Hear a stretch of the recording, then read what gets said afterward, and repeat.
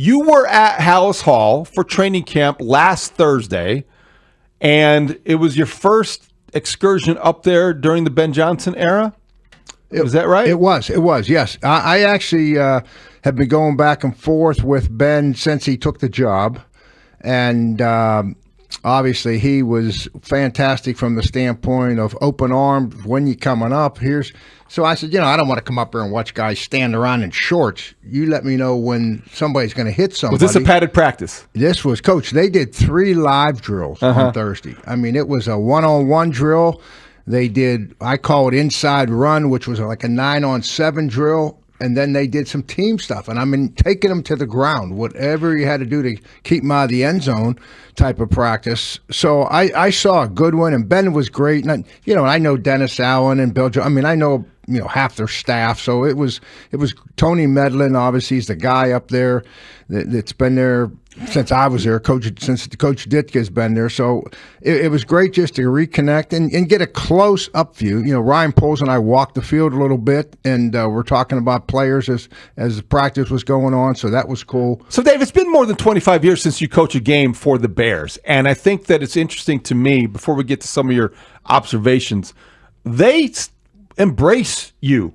And as a former coach, they definitely seem to be open to having you walk the practice field and get a first-hand glimpse of one-on-one drills or whatever the case may be. It seems like they have reached out and they have been very accepting of not only former coaches but former players as well. Yeah, but I think personally, and because I've said that, I mean. We all know, obviously, I had success early, playoff game early, all that stuff, okay? And then it kind of fell apart at the end, obviously. But at Miami is where I had all my success. 10, 11 wins a year, 12. And it must be the mustache and that I smoke cigars and I like steak and red wine. That must be the hook here in Chicago. That's the only thing. That's the first line of your resume. And maybe my accent. Maybe the Pittsburgh accent carries over a little bit. But that might be. No, this is people in Chicago have been so good. So it's fun. But at the end of the day, you know what I think it is? This is a football town. I mean, this football is important to the people in Chicago. South Florida is good. I coached at Tampa Bay, too. I coached in Miami, with the Hurricanes. But I also think, don't you think Ben Johnson has to be secure as a head coach to welcome in all kinds of different people, ideas, opinions? Because let's face it, you're going in there, you're not only evaluating the team and the players, you're evaluating the coaches. And it starts with Ben Johnson. Yeah, we had an interesting talk, and two things that Ben said. We were talking up in his office before practice started, and 2 things that really caught my attention. The first thing he said was, "Boy, he says my coaching staff is doing a great job. I'm really excited about my staff." And that caught my attention. I mean, half these guys in the NFL, they think they're doing everything themselves. You know what I mean? And truly. Right. They particularly when they become head coaches, they even think in that mindset more so. And the second thing he said, Coach, what's crazy? And he pointed to his board, and he had 3 or 4 things written up there. He said, when I left the office yesterday, he said, my board was clean. And I kind of driving home was thinking to myself, boy, okay, I've got that done. We're in good shape now. And I walk in today, and he says, look, and I won't get into what it was, but he says, look, we got 1, 2, 3 things that show up today. And I says, yeah. He says, that's what I'm adjusting to with the head coach at every day. And these things weren't offensive plays. They were off the field. They were head coaching duties. Yeah, contract stuff that you got to be involved in. Maybe not making the final decision, but you must be involved in the decisions. 2 things have stood out about Ben Johnson from afar, watching him coach and seeing how this training camp has unfolded. Number 1 is how candid he has been without being prompted about mistakes that have been made on the field, whether it's Caleb Williams yesterday in a sloppy practice at Soldier Field or Luther Burden III last week when he pulled him out of of a play, and he offered that information without being asked. So I think it's been his candor, also how hands-on he has been as a coach on the field. And he's feisty, Dave. He has that kind of personality. So as we wondered before the season started, before training camp began, what kind of head coach he would be, he's begun to answer that. He's going to be hands-on, and he's going to be up front. Yeah, he's going to be definitely hands-on, and obviously, which it should be. I mean, and I remember when I got the Bears job, I went out and played golf with Coach Chuck Knoll, and every hole I had a different question for him. And the one thing he said at the end, he said, "Dave, just remember this, that why did you get hired at the Bears? It's because of your defensive expertise for the last whatever years." He says, there's going to be a lot of cracks in the dam, okay? He says, but you're not going to be able to fix them all. He said, but you better go in there and play good defense and get the defense off on the right foot.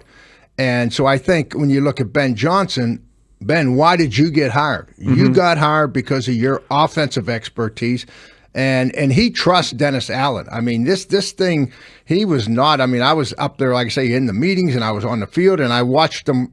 They were going offense versus defense, and he was with Caleb, and he was in the offensive huddle. And Dennis Allen obviously is running the whole defense. So, I mean, he's got a real trust there in his defensive coordinator, who's an experienced guy. And that's a big, big plus for the Bears and for Ben. There's also a belief in inner confidence that comes through. He is being himself as a head coach, the same guy he was as an assistant. And I think it's interesting. We had Craig Counsell on last week during the radiothon, and one of the things I asked him was about just his ability to maintain perspective, and he said something about remaining your authentic self all the time. And I thought about that, and it applies to coaches of every sport at every level. And I think what Ben Johnson has done so far is this is who he is. He is very authentic when he is getting on players and getting in their face, or when he's pulling players out of drills. He is an intense guy. And he's not trying to be something he isn't as a head coach, because he's just trying to be the same guy he was as an assistant. As somebody who has made that leap from coordinator to head coach, especially in a market like this, how hard is it to be your authentic self in that role? I don't know how much you really think about it. I mean, I never really thought about it. I was just out there coaching, you know what I mean? And I think that's what Ben's doing. I think the guys that get caught up, we used to use the expression, there's been a lot of coaches fired trying to be Vince Lombardi. You know what I mean? I mean, trying to mimic how Vince did this and how Vince did that. I think if you're thinking about trying to mimic a little bit other coaches that have had a lot of success, I think it's going to show up, number one, and it's not going to work for you. So you mentioned Dennis Allen and his hold on the defense, and basically he is the assistant head coach / defense, right? He's going to be the guy who is allowed that kind of autonomy. Bears are going to be a little more aggressive. They're going to be more in his style. It reminds me, Dave, and I don't know if this is an apt comparison, curious what you think, but when Matt Nagy was a first-time head coach in 2018, and he was coming and calling all the plays, it was the Matt Nagy offense and Vic Fangio defense, and Vic Fangio was basically head coach / defense. Is that the kind of dynamic that Ben Johnson can hope for with Dennis Allen? Is that the old curmudgeonly defensive coordinator with a young offensive-minded head coach? Is that too cliche to make that comparison? What do you think of that comparison between those two? I think it's right on point. I think it's a good point, David. I think it makes sense. I don't think the age thing, young off, you see it the other way too, so I don't think that is much of a factor, except that being that your expertise is going to be on that side of the ball, you want to get somebody on the other side. For me, it was Ron Turner. I had worked with Ron. I knew what he wanted to do on offense. Him and I were on the same page. So I called the defenses my first year here in Chicago, and kind of did it myself that way. And knowing that Ron and with Tony Wise, coming with me from Dallas. There was a trust because you knew them before from working with them. And that's what Ben's got going. If you look at his staff and go through it, I don't have the whole list in front of me, but these guys have all, Bill Johnson, the defensive line coach, him and I, he was a GA for me at the University of Miami. We were talking, he got Dennis Allen kind of started when he was with Wade Phillips and those guys. And then, so it's either Detroit, when you look at Randall L., Detroit, you look at the guys that are with him. The offensive line coach was with him Dan Richard. At New Orleans. Mm-hmm. It's either a New Orleans carryover for Ben or it's a Detroit carryover for Ben. So, yeah, he is not, and that's a good point because that's where Matt Eberflus got caught up, in my opinion. Shane Waldron, whether you like him, don't like it, that's not the point. He had a guy that he had a trust with the whole offense that he apparently had never worked with, right. And you need guys who know what to expect on Sunday. David, that is a huge thing, in my opinion. And the guys, and I think that was because Flus could have handled the defense, and the defense would have been good, excellent. But where he got caught up is when now all of a sudden the wheels are coming off the offense, and you got to go back and start spending time there. Now it's a mess. It's hard for a guy as accomplished as Ben Johnson, as head coaches are when they get the job, to still know what they don't know and to be willing to acknowledge that there are things that you aren't an expert at and to get the right coaches in place to help you kind of bridge that gap. Absolutely. And I think he's got that. He really does. I mean, Eric Bieniemy, I was talking to him a little bit before practice and he's been around. He's got some good experience. He's making quite an impression, loudly. But what surprised me, I don't know if I said this to Ryan Poles or who I was talking to on the sideline at the time, but I thought Randall L. and the offensive line coach were getting after guys from a tempo standpoint. I did not know. I was expecting Eric Bieniemy because of all the stuff that came out of Washington and so forth. But he was doing a great job out there, and it looked like he was coaching. And Randall L. pretty noisy. He gets after you. Yeah. He gets, for an ex-quarterback. Yeah. Absolutely, he gets after you, and he's. No, I was impressed. Like I say, they got a good mix of experience. They got a good mix of energy. You know what I mean? And I always felt like I needed that. I needed 2 or 3 guys on the staff that I could turn to and say, "Hey, we got to get the guys' attention. Let's get them going." How concerned, from a coaching perspective, would you be if you saw what Ben Johnson saw Sunday at Soldier Field, a sloppy practice? His words, a sloppy practice by the offense. Well, I would not overreact to that at all for 2 reasons. Number one, we're just into training camp now a week. The defense is going to be ahead of the offense. I mean, that's a veteran defense you got. When you start talking about Edwards and Edmonds and Sweat and and Johnson and these guys, I mean, Gordon, that's a veteran group that's been together. So that doesn't bother me. That's one thing. The second thing is, they did get down there and have a game rehearsal stuff. So that was all new. However they did it last year, obviously there's going to be a lot of carryover, but Ben is going to have his own way as far as meetings the night before the game, the morning of, where we line up for warm-ups. All these little things have a tendency to affect offensive players more than defense. So I would not react to it, What was your impression seeing Caleb Williams in year 2? Is there much difference from year 1?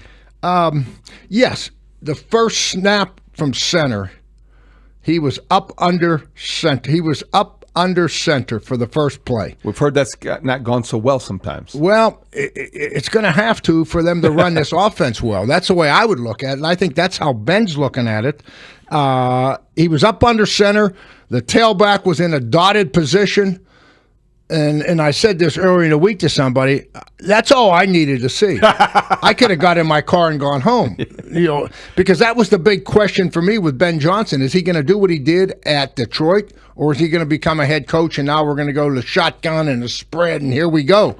We're not going to do that. We're going to run the football. Yeah, it will be easier for him to do what he wants if they can run the football effectively. The sense is that offensive line will move the pile in a way that previous offensive lines haven't. What was your first impression of that offensive line? You know what?